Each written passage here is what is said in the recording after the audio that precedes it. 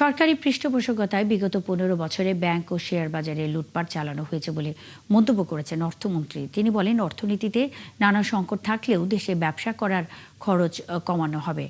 টাকা ছাপিয়ে সরকার মূল্যস্ফীতির চাপ বাড়াবে না বলেও আশ্বস্ত করেন মন্ত্রী। এদিকে পাচার হওয়া অর্থ দেশে ফেরাতে উদ্যোগ নেওয়ার কথা জানিয়েছেন বাংলাদেশ ব্যাংক গভর্নর। শনিবার সচিবালয়ে অর্থনৈতিক রিপোর্টার্স ফোরাম ERF এর সঙ্গে প্রাক বাজেট আলোচনায় তারা এসব কথা বলেন।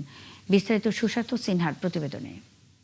বাংলাদেশ যেখানে যে গর্তের মধ্যে আমরা পড়েছি। অর্থনৈতিক রিপোর্টার্স ফোরাম ERF এর সাথে প্রাক বাজেট আলোচনায় অংশ নেন অর্থমন্ত্রী আমির খসরু মাহমুদ চৌধুরী। এতে ERF সভাপতি বেসরকারি খাতের প্রভিডেন্ট ফান্ড করমুক্ত করার দাবি জানান। গত কয়েক বছর ধরে উন্নয়ন ব্যয় বাড়ছে না, তাই অভ্যন্তরীণ উৎস থেকে ঋণ করে পরিচালন খাতে ব্যয় করা বন্ধ করতে হবে। উন্নয়ন খাতে বরাদ্দ বাড়াতে হবে। সেক্ষেত্রে প্রাইভেট সেক্টরের জন্য প্রাইভেট সেক্টর যাতে ব্যাংকিং সেক্টর থেকে লোন না নেয়, সেক্ষেত্রে আমরা পুঁজিবাজারটা স্ট্রেনথেন করতে পারি এবং পুঁজিবাজারে সরকারি ও বেসরকারি প্রতিষ্ঠানগুলো যাতে তালিকাভুক্ত হয় সেই ব্যাপারে আপনার পদক্ষেপ আশা করছি।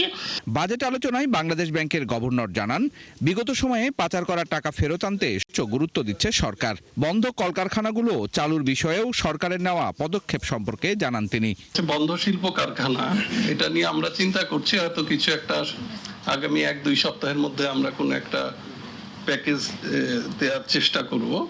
পাচারকৃত অর্থ যেটা, এটা নিয়ে আপনারা জানেন, এটা আমি কাজ শুরু করার পর থেকে এটা নিয়ে খুব জোর দিয়ে আমরা কাজ করছি। ফাস্ট ট্র্যাকে আমরা গত বৃহস্পতিবারও এই বিষয়ে একটা মিটিং করেছি। প্রাক বাজেটে প্রধান অতিথির বক্তব্যে অর্থমন্ত্রী বলেন, গেল 15 বছরে সরকারি পৃষ্ঠপোষকতায় ব্যাংক খাত খালি করা হয়েছে, লুটপাট করা হয়েছে শেয়ার বাজারে।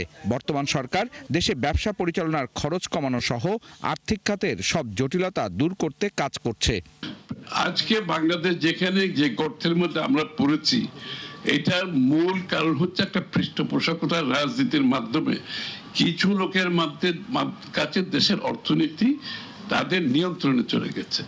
এখন দেশের অর্থনীতি যখন কিছু লোকের হাতে নিয়ন্ত্রিত হয়, এটা অর্থনীতির মধ্যে থাকে না, এটা তখন রাজনৈতিক প্রভাবের মধ্যে যায়।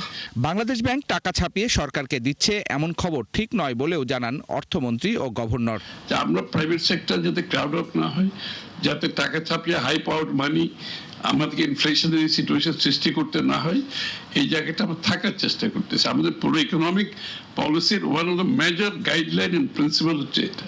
তো সুতরাং এখানে এই ধরনের একটা রং ইনফরমেশন আসলে যে হয়, তাহলে এটা আমাদের একটা নির্বাচিত সরকারের প্রতিশ্রুতির সাথে এটা সাংঘর্ষিক হয়ে যায়। এই জন্য কথাটা ক্লারিফাই করছেন। পরে বিভিন্ন সংবাদ মাধ্যমের সম্পাদক ও বার্তা প্রধানদের সাথে প্রাক বাজেট আলোচনায় অংশ নেন অর্থমন্ত্রী আমির খসরু মাহমুদ চৌধুরী।